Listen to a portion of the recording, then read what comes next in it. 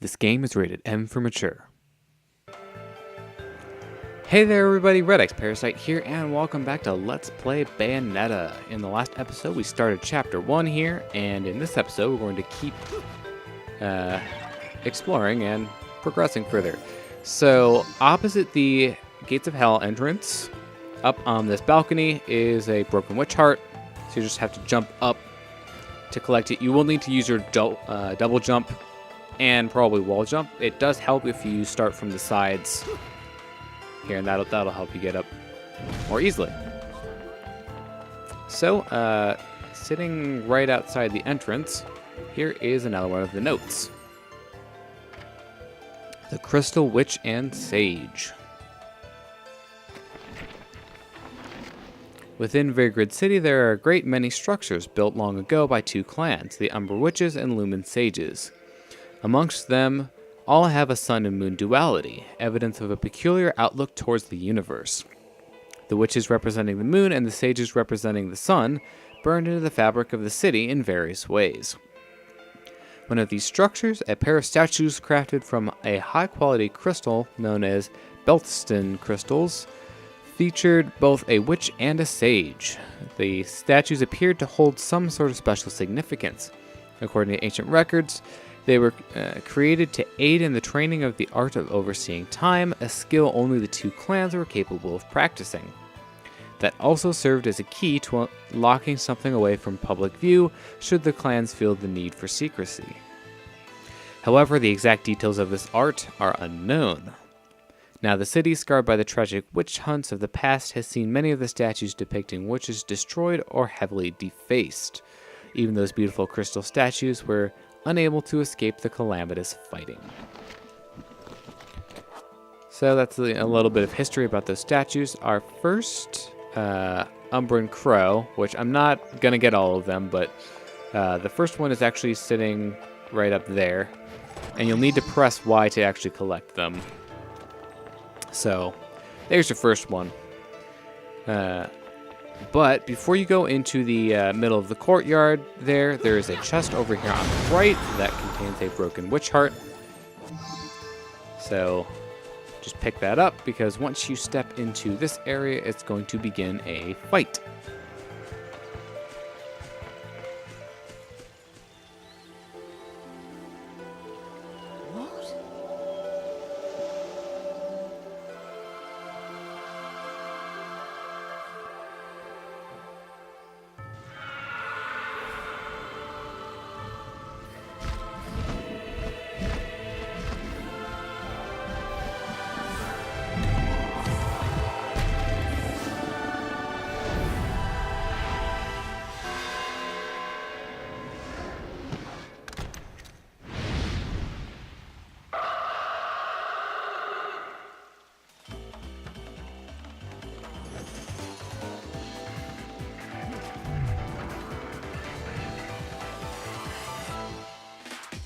So, this theme that's playing right here is called Mysterious Destiny. It's probably the most common battle theme that we'll be hearing.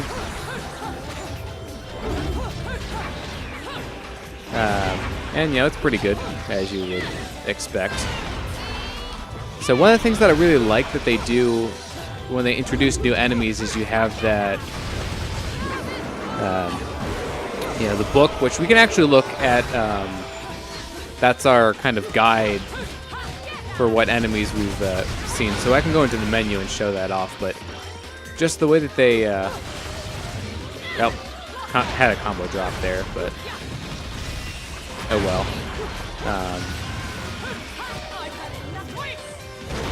But as I was saying, I like how you have the introductions where they show you what the name of the enemy is, and they have the music and everything too, so is really great. So we just have mostly enemies that we've seen before, so affinities, and they haven't been formally introduced yet, but they're called decorations. Those are the small flying heads. So let's see if I can make up for my, you know, kind of bad combo drop with a better score here.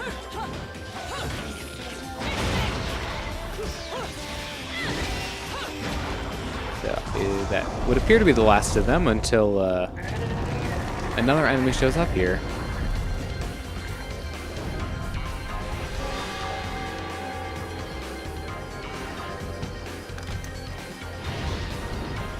So most of the guys that we've seen so far have been kind of your standard mooks. This guy is a little bit stronger, so you can tell, which enemies are more dangerous because, they'll actually have health bars. Which, unfortunately, I did not evade his grab there, but... Ah, dang it, the combo dropped again. But yeah, these guys can do quite a bit of damage, the beloved, so.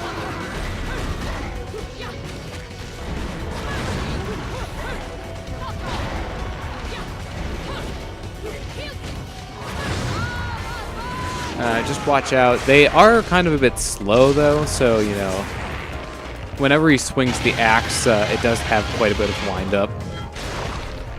That one's usually not too bad to dodge. As far as the attacks go. So this here is our first instance of a climax. So in order to end some of the fights, Bayonetta will use some of the contracts that she has with demons from Inferno and summon them using her hair. Yeah, I know, makes a lot of sense, but that is what happens. So I'm actually going to go into the pause menu here. We can't equip any different weapons for now. If I go to the right, you can look at, we can concoct a number of different compounds. We don't actually have enough to make the kind of thing that I want to yet, but for now we'll just go over here to the File tab. And this is where we can look at the different kinds of angels that we've encountered thus far. This also tracks the achievements, and lots of spoilers here, so don't look at that. But it'll track some of the other collectibles that we have as well. So let's see. Here's the Infernal Demon. So this one will show you what demons that you have summoned. So the one that we just saw is Gamora. And the one that shows up in all of the Wicked Weaves that Bayonetta does is Madama Butterfly, and that's actually the demon with whom she has a pact. So that's, I think that pretty much does it for all of those. Just wanted to kind of get that out of the way quickly. So what we just got here is the first record in the game. So the records will let you get new weapons. So definitely worth collecting. They're probably one of the more important collectibles in the game. This one obviously we got just for beating this fight. We got the whole record, which will not be the case for all of them. We'll get most of the other ones in pieces. So in order to redeem them and get the weapons from them, we'll need to take them to the Gates of Hell. So the closest one that we can get to in this stage is behind us. So I'm going to go back and get that weapon quickly. An Angelic Hymns Gold LP. Got your hands on something awfully rare, haven't you? That thing is the perfect bait to coax out some of hell's ugliest. One note hits their ears, and a damn who's who of Inferno comes pouring out of the inner circles. Then I can use them to breathe life into what I make best. Weapons of mass destruction. Tell you what, you give me that record and I'll order up something so fiendish, angels will cry at the sight of it. I'll just have to pop down to the tropics for a bit. So take a load off. And of course, all of the Angelic Gold Hymn LPs have some popular classical music on them, which we'll play while Rodin is going to Inferno to make the weapon for you. All done. He's a little rude, but he makes handle him okay? So the first one that we get are called the Onyx Roses. So you can see now in the shop we have the ability to buy the Onyx Roses alt. Now, the reason that we can buy the weapon, even though he just gave us it, is because if you want to equip a weapon on both your hands and your feet, then you'll need the alt version in order to do that. So let's go into the equip menu now that we have the Onyx Roses. And as you can see, Bayonetta, for whatever reason, can equip guns on both her hands and her feet. If I try to equip this on her hands, you can see I can't do that. So if you really want to use the same weapon on both the hands and the feet, you'll need the alternative version to do that. Now, we actually have another reason for coming back this way, because as you can see from the life bars that just appeared in the bottom, right? We actually have an optional verse here. So the last verse that we were in was verse 4. And so verse 5 here is optional. You have to run back after that fight in order to be able to do this. So the optional verses, the ones that you don't have to do, will sometimes have rewards for completing them. So if there's one reason to do at least some of the optional verses, it's so you can get some of those rewards. So those will include broken witch hearts and moon pearls. Now, if you're trying to go for pure platinum, which, I mean, I'm not, but if you're going for that, you will need to do basically all of the verses in the game, even if there isn't a reward for them. Just because when your overall score for the stage is calculated,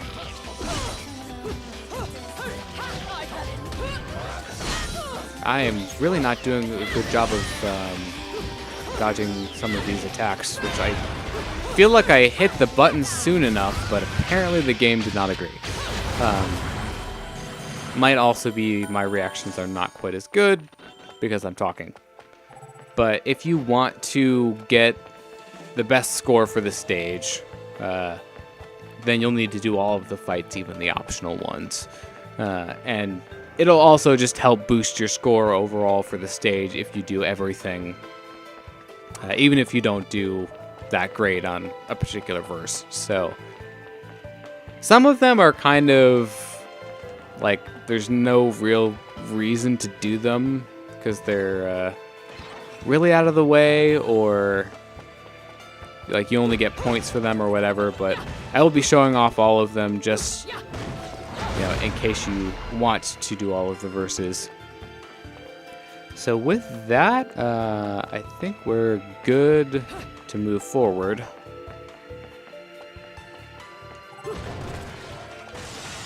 So we have some enemies here. They're actually just 2 affinities. Ah, dang it. Wow, that was kind of stupid. I am doing fantastically. So that's a pretty easy verse to get a pure platinum medal on. If you jump up here on the left side, there's a broken witch heart. So that's an easy one to get. So even if you're not going after all of them, this one's not too far out of your way. So definitely worth getting, because you can see our health bar is pretty small starting off here. All right, so I think we're good to go forward.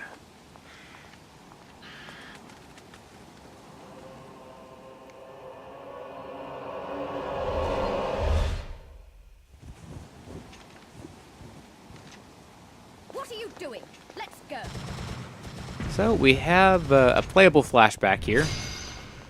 So Bayonetta's been to this location before.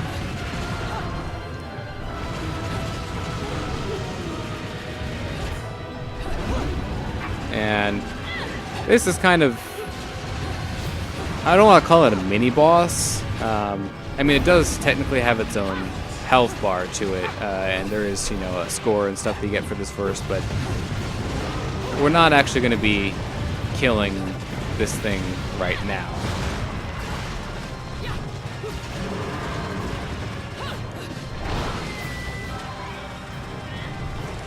So our fellow witch friend was not good at evading things, and neither was that one, so now it's just us. So in this fight, I think part of the reason that they make you do it is because you can't actually reach it and damage it most of the time. Yeah, that was unfortunate. Thought I hit the dodge. So that was my bad, but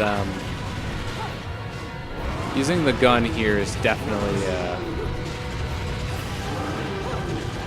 the best course of action. Now, if you dodge those flaming rocks that they spew at, you can get witch time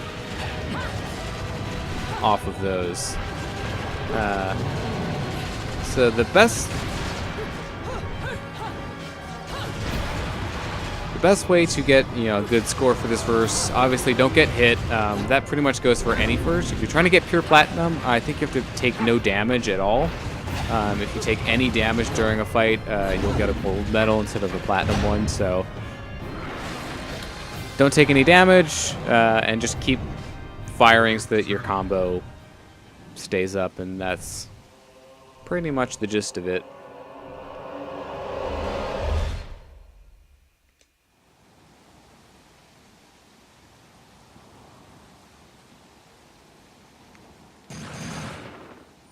So, yep, aside from that one hit, did pretty well. So, there is a note here in front of this Gates of Hell entrance. This is a witch's brew. I've discovered the existence of something called alchemy. It is the deconstruction and combination and reconstruction of everything. Metal, flesh, and even spirit. If one understands the logic of the age, alchemy is a prime example of the era in which it was developed, although lesser known is the fact that alchemy is an offshoot of the witch's secret art of concoction. Concoction was only practiced by the Umber Witch clan, and the materials, amounts, and methods used were never shared outside of the clan's inner circle. However, in the chaos of the witch hunts, some details were said to have slipped out, including knowledge of the primary mixing compounds, baked gecko, unicorn horn, and mandragora root. Also hidden was their role in controlling defense, offense, and vitality. It has been discovered that correctly combining these items may result in the creation of various useful compounds. These materials are obviously no longer in existence, and even if they still existed, outside of being a member of the Witch Clan, one would have to take out a contract with a dweller of the Netherworld to obtain these rare items. In case of emergency, the witches placed these materials within Purgatorio, a realm caught in between the Trinity of Realities, in which items are said to still remain. When creating a concoction, the correct procedures, amounts, and combinations are absolutely essential, and the art is not for the inexperienced. So, the game makes it sound a lot more complicated than it actually is. Here is the witch's recipes on the left, which the game gives you. So if you use 10 of the green elements, I'm forgetting what they're called already, even though I just read it, then you can make a small green herb lollipop. If you use 15, you'll make a larger one. So those restore your health. The larger one obviously restores more health. And then the same thing goes for the red ones. That will up your attack power for a limited amount of time. The bigger one obviously lasts longer. The yellow lollipops give you raised defense for a little while, so you'll take less damage. And then the purple lollipops will restore your magic gauge. And then the last one at the bottom there, I'm forgetting what the name of it is right now, but that basically does a lot of damage to enemies that are around you at that given time. So, oops. I always do this thing correctly. So the way that you actually make things is if you select your ingredient, you hold A until you get the amount that you want to use, and then you stir the right stick to actually make the thing that you want. Of course, I always, try to do it with the left stick and then end up messing it up. So if we go back to the left here, we can actually put these on shortcuts on the D-pad if we want to use them. Oops. I just used one by accident. So go me. Okay, let's get back to this and set. So set this on the right. I'm going to try to avoid using items if I can, because you actually get penalized in the final scoring for doing so. So I'm going to run forward so that we can actually get some good use out of this. But you can actually see how much my guns are doing even by themselves. Yeah, should have seen that coming.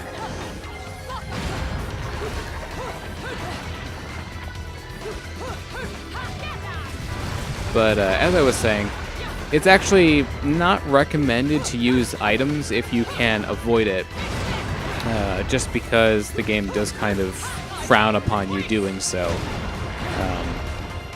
The one item that I'll probably use the most is the green herb lollipops, just because at the beginning here we don't have a lot of health, and it might be necessary if we don't want to take a death. That's another thing that will actually decrease your overall score by quite a bit, is if you die and you run out of health. Now, you can continue from where you left off, but it's generally not a good thing to have to do that. So now, this boss actually has scripted health gate on that, because you can see I actually got rid of all his health.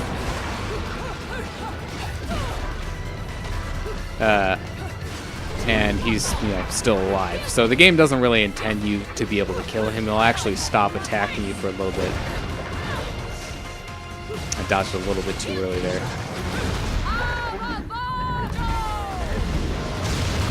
So yeah, generally I would recommend try to avoid using items if you can help it. And obviously, as you get better with time, the less you die, the better.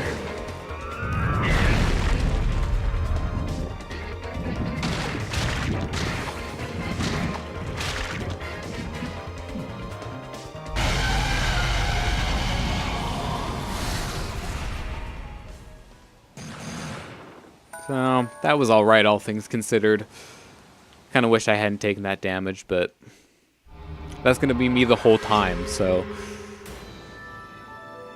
let's see how we did overall for this stage. No score worse than a gold, and we got a gold overall. So that's generally how my average goes, is sometimes I'll get like a silver or bronze medal, but most of the time for the stage rank I'll at least get gold. But as you can see here on the result screen, using an item, I think, causes you to get half of a death. And if you get, a complete death, obviously, that'll add to that. But I think every complete death or, item use that you have will subtract 1 rank from your overall score. So that's the reason why you want to avoid using items most of the time, is for that reason. Ladies and gentlemen, it's what you've been waiting for. Angel attack! Ready, fire! Alright. So let's see if I can actually, do pretty well and score. Didn't get a headshot on them.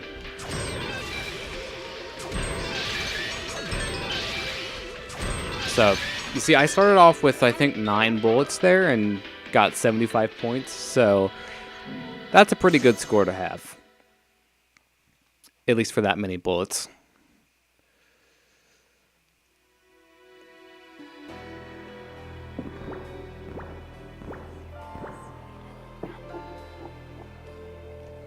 So that will do it for this episode. So thank you very much for watching this episode of Let's Play Bayonetta. I've been redxparasite, signing out.